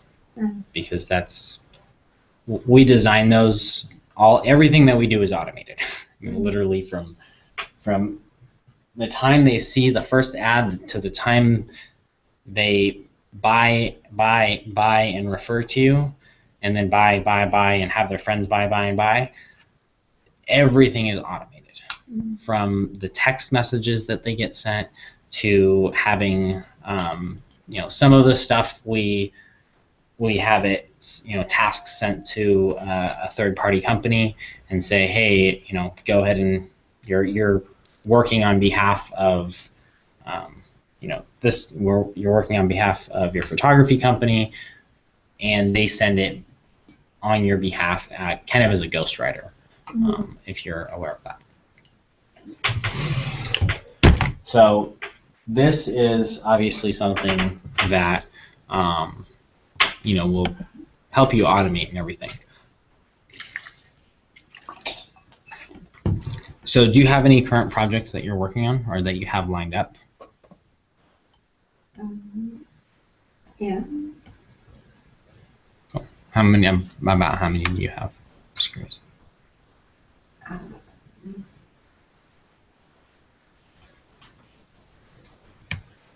don't know. Mine is my calendar. Probably a few. Okay, that's fine. It just lets us know how busy you Yeah. are. Yeah. Helps us gauge to where, when we'd be able Got to. a little too much on my plate. I'm working way too long days.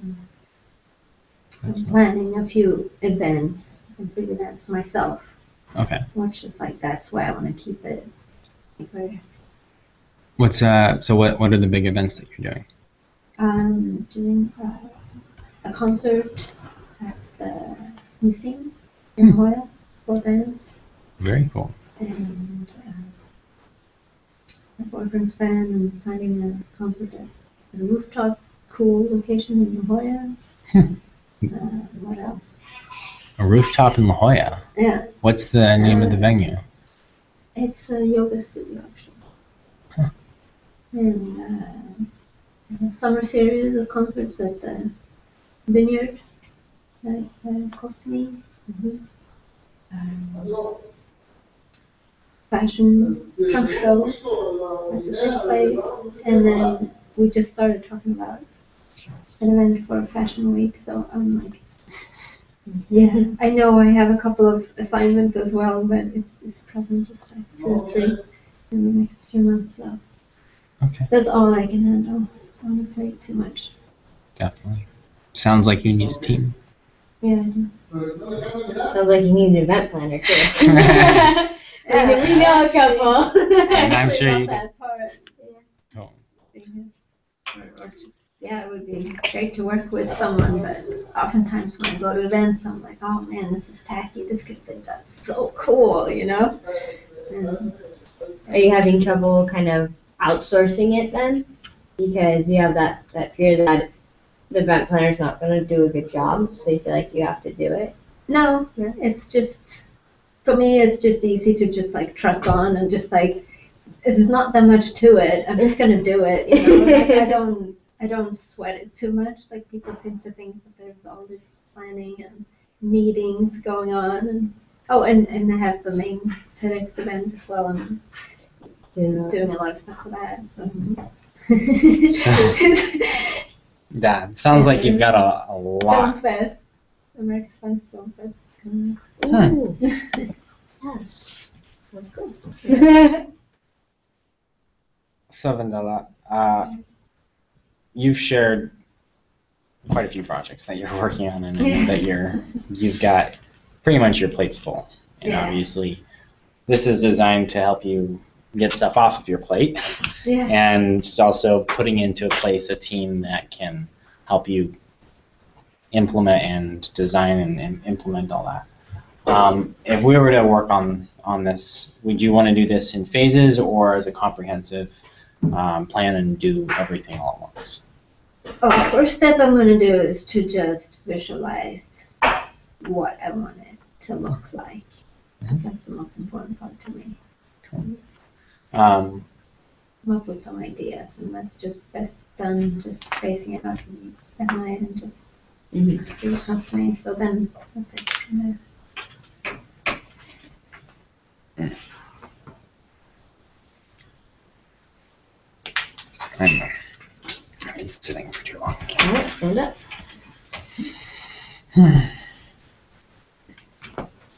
So, when I'm just curious, when do you believe that you'll have kind of a clearer vision of how this would function and how all of the new things that you have would function with your business? Yeah, that is a very good guess with everything I have going on. So, see. Cool. Cool. So I believe that this is definitely something that's valuable for you. Is Yeah. that correct? Yeah. Cool. Pulling up Can you send some samples to me? yeah, we can send some stuff. Actually, show her John Block's opt-in, so she can see an example. So That'd be the conversion version. There's different versions of opt-ins. A lot of what he was doing was sending his current clients to this to re-engage them. So it was a re-engagement campaign, which was designed to turn people who he met and had their email already, and they either purchased or hadn't purchased in the past, and send them something new to say, hey, by the way, this is what I'm doing. This is how I want to help you, and went from there. So, for example, instead of what he used was he has a niche is rich strategy session, and so instead of strategy session, we put in your 10 pitfalls of hiring a bad photographer. So that's kind of what that opt-in would look like instead. So it's just that's part of the messaging of figuring out, okay, what is it that we're saying in the video? That's what this would be for. Oh, I should probably. Force for good in the world and to change lives dramatically. But maybe you're wondering whose lives exactly and how much to charge them. If this is you, then this video might just change your life. My name is John Block, and through my company Here and Now, across the last 3 years, I have personally mentored over 250 coaches to discover exactly who they're meant to work with, to create their high-end packages, and to double their income. So why is niche so important? I believe that it is through discovering your niche, whether you're just starting out or whether you're already established and just refining your niche. It's through niche that you discover your life's purpose. You discover who you're meant to work with and the difference you're here to make. And in working with niche, I've discovered 3 key things that you need to know. 1, your niche exists within your personal story. It's through looking at your own journey you've taken, the transformation that you've experienced, that you know what you're meant to teach to others. 2, your niche has to solve a specific urgent problem. This has to be an urgent problem that people are willing to pay at least $5,000 for to have solved right away. And 3, your niche has to be something that people will pay you a lot for. You know that you've discovered your niche when people are willing and ready to invest to have this problem solved. If you don't have people willing and ready to invest with you, then you have not discovered your niche yet. So my question for you is, what would it be like to discover your niche? To have this clarity on your life purpose, to know what the problem is you solve, and to get paid lots for it. How would things be different for you? My second question is, how much longer do you want to put this off? How much longer do you want to keep feeling this frustration of not knowing who exactly your people are and what to charge them, how to create packages, and have the life that you want to have? And that's why what I have for you today is not a PDF, it's not a 4-part video series, it's a Niche is Rich strategy session, a live one-on-one strategy session where we are going to go deep and discover your niche and start creating your high-end packages and creating the income that you want to make. So I invite you to take action right now and sign up for a complimentary Niche is Rich strategy session below. You're going to meet with me one-on-one or one of our here and now expert strategists, and we are going to do this amazing work with you to create your niche, your packages, and start accelerating your business wherever you are.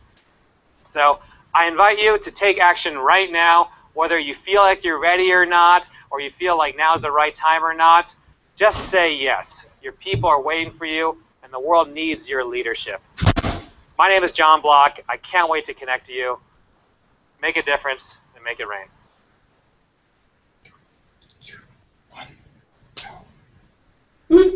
Did we go to the next page? Yep.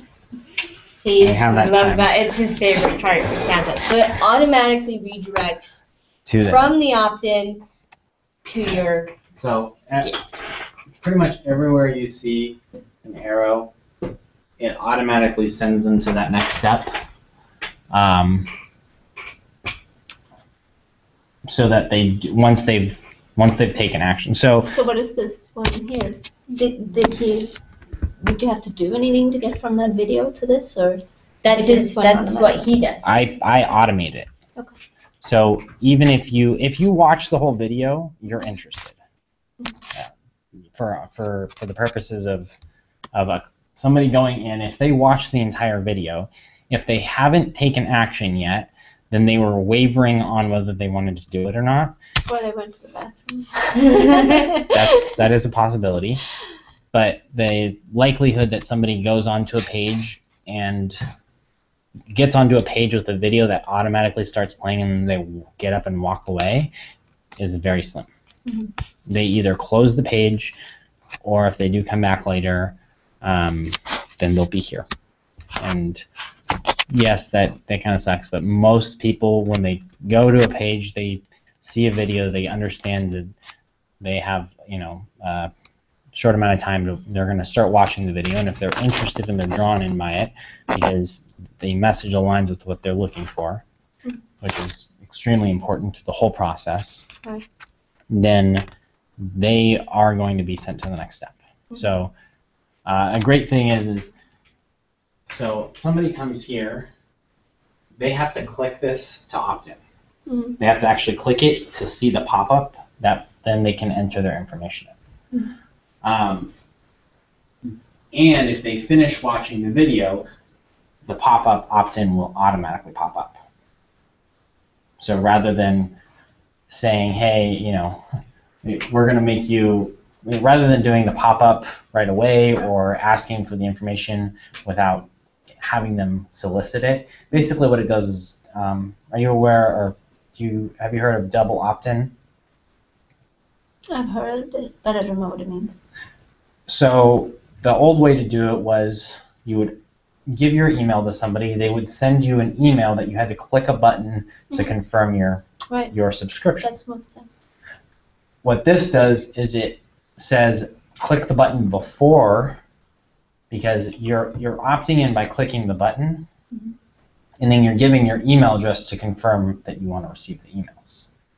So you're doing a double opt-in right on the same page, so people aren't you're not waiting for them to go check their email, because the number of people that do that they opt in and then they forget, there's quite a large range of people that just never click that double opt, they never click the confirmation. So this helps prevent you losing people who are interested, but maybe your email, maybe something happened and it went into I know I have my emails, they're filtered.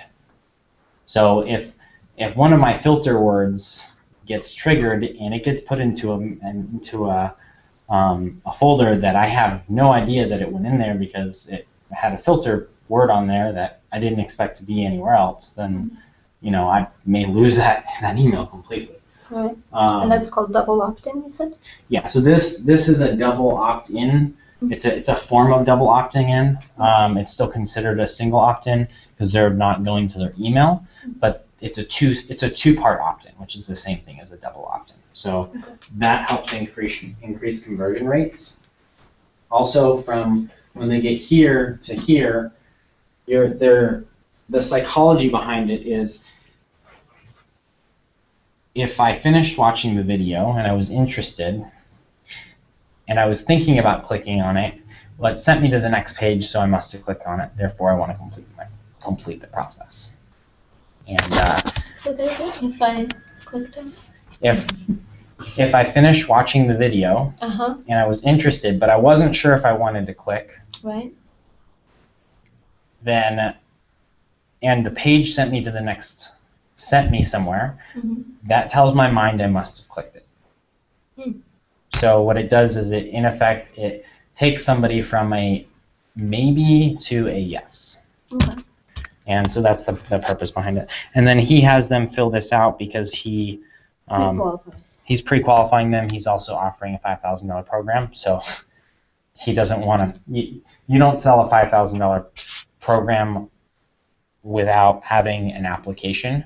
Now you can do an application fee. So you can say, hey, put a deposit down or whatever for what he does. He's doing a year-long coaching program. There's a lot more to it. You can have them purchase, and you can have them purchase quite a bit online. But you definitely need to have them understand what's going into that. So anyway, so after that, then after you fill that out, then you go to the thank you page, and it keeps going. So that's just one example. I don't remember where we were before that. So included in this is the lead generation and video page that outlines the benefits of your program and of what they're going to get with the pitfalls. You send them and you give them the insights for that so that they can really understand what it is that you're delivering to them. You then outline the benefits of working with you and your team, your company. They, depending on what your goals are, we would either have them schedule an appointment or purchase on the spot. So we look at those two options. From there, you thank them, and then you ask them to purchase your upgrade. I like the purchase, and then the upgrade is the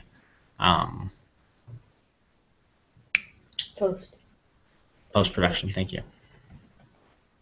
Part of it. I think that would be a really great way to do that. So now we recommend with something like this that you have a good budget for marketing and putting money back into the ads. Now, the great thing about it is you don't need that money right away. You've got time to basically put that into there. The biggest thing that we found is that when a company does this, the more that they spend on their ads, the bigger results that they get and the better return on their investment they get. Just because you're putting $100 or $500 into ads, per month rather, then the results are kind of volatile. There's a lot less certainty that it's going to actually function, because ads, first of all, take a little bit of time to build up. People need to see and have they're called touch points. They need 8 to 12 touch points from your company before they're willing to take the next step. And then from there, once they go in, then they're kind of they've been engaged and they're interested in what you have. They've seen it enough times, and they're already willing to purchase because they've gotten enough value from you. That's how I bought from Angelique. She uses a very similar campaign to this. She does it very, very well, and it works. Angelique? Yeah, that's our business coach. Yeah. She's very good at what she does. She uses a similar strategy, and it works. I saw her at an event. 5 minutes into her talks, knew, okay, I want whatever she's serving. I said, great, went through that program, had 15 conversations with her, so to speak, phone calls, and that was her teaching me how to do, what she was offering. Then, oh, by the way, because you bought this product, now you're going to my event. Great. You're going to learn so much more. And it was, once we were there at the event, it was like, that was the homework. So there now I'm at the event, and throughout this whole time I've been receiving emails of valuable content. 12 strategies for this. Here's a webinar for the hot things that are going on in corporate. All this value to get to the point where now I am ready to purchase her coaching package. So it wasn't that she offered that coaching package to me right when I met her on, first time on stage. Right. It was a gradual to get to that point. So that's what you want to do with your clients as well, is you want to start them from, okay, here's our first touch point on Facebook. You saw that. That's a great starting point, which we then build out with this and those touch points. And it's not just the video, this is part of it. So it's sent by email to them, the first one? So you've got That's one ads yeah. marketing, email marketing, and interaction on social media. But the video part, this is what we just saw. Does that come to them via email? That's one avenue. You can, yeah. That's Yeah. We So if you already video have you've collected emails over a long period of time, you could send them, or however long if you have any emails, you send them. I'm organized with that, but It's okay. You put them all into an email marketing system. If you have their names, you have their names. If not, do you use Google, Gmail, Yahoo? What email server do you use? It's a part of my hosting service. Okay, so in there, you should be able to download a contact list of everybody you've emailed in the past and their name. At least most of them have that. I know Google it. But yeah. So you take that and you send them all the emails saying, hey, by the way, I have this video and I'm going to be sharing about this. If you're interested, go in and. Can you send that just like, probably not called cold calling, but like, can you just send that to a list of event planners or? Yeah. Because I wouldn't have them already in my email. You have to. It's not purchasing a list. Don't ever purchase a list. No.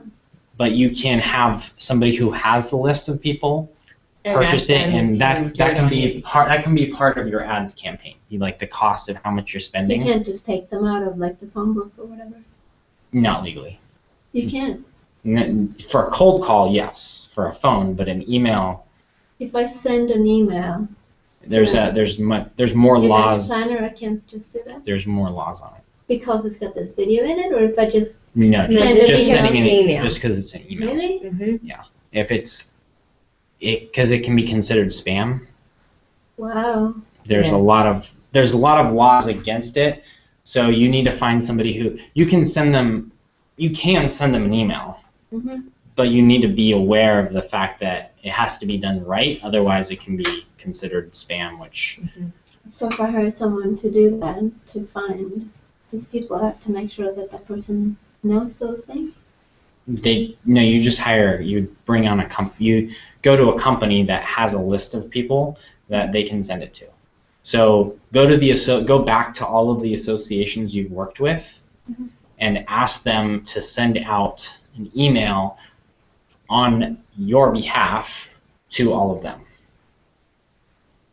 And that will, so they've already said yes to being emailed to, and you're basically saying, hey, can you send this email to people who already said yes to you? Yeah. Who are all event? Yeah, who are all of so send it to, hey, like if there's an event planners association. Or so you send it to the right people. So that event planner association would be great for that. We could create another campaign specifically designed for things like that, where you're sending it to associations and having the associations send it out to. So I wouldn't do it with the lawyers one because that's. But you had, what was the other association? The SEM. SEM. The SEM association. Uh-huh. TEDx. That'd actually be And great. it doesn't hurt to ask. It never hurts to ask. Just say, hey, I have I have this really great insights video and sheet that shares the 10 biggest pitfalls of hiring, hiring the wrong photographer and what it can do to a company. And I'd like to make sure that I'd like you to share this with. It's just a value add to them. But it's sort of unlikely that the people there need event photography. I mean, How do you a know? lot of them at least. They own a company. Isn't it better to go straight to? Right. I'm saying that would be its own campaign. Uh-huh. So So that would be like, because there's all kinds of different people who attend those events. right. So only a section of them. So you would say, okay, out of the That may 10,000. not be allowed actually, but so let's take another Let's- example. Let's say out of the SCM, Yeah. out of the, let's just say there's 1,000 people there, and out of that, 100 of them are either executives or HR. They're probably mostly marketing people So yeah, so let's say out of all of or them, business owners. 100 of them are executives in marketing. So either marketing director, chief of marketing, VP of marketing and sales. So one of those high level. I don't think they're that high. I think they're the people doing the work. Okay, well, I think a majority of them are the people doing the work. But maybe 10. So for that, maybe that wouldn't be events marketing to them, but rather your the marketing. PR, Your the marketing. social media PR that I also do. Yeah, so Okay. that, like I said, that's a whole different campaign. So what Yeah. what we're That's a looking at. whole other, Yeah. that's a whole I other think- session, We- honestly. I think we need to. Yeah. Yeah. Yeah, But it- there- we're it's- good. there's- But yeah, so I hope this helped. Yes. Just I like would. a labyrinth to think through. Yes. I know that we're not anywhere near, really, but I do want to let you know kind of what something like this we'd be looking at, Mhm. just so that you're aware of that. Yeah. that'd be good. Something like this would be between about $11,000 and about $25,000 for all of every, and that includes your ads marketing as well. That's the So- kit and caboodle. That's everything together. Mhm. And there's components like, if price is not there's all sorts of different things that we can do to combine, convert, change things to fit something that fits your needs and fits your budget. So, and the great thing also, about half of that is divvied out over 3 to 6 months. Mhm. So it's not like, it's not like all of that's up front. And the other half is actually, we do 6 months interest-free financing. So basically you can do the whole thing over 6 months, Okay. which is really great. So, we understand that,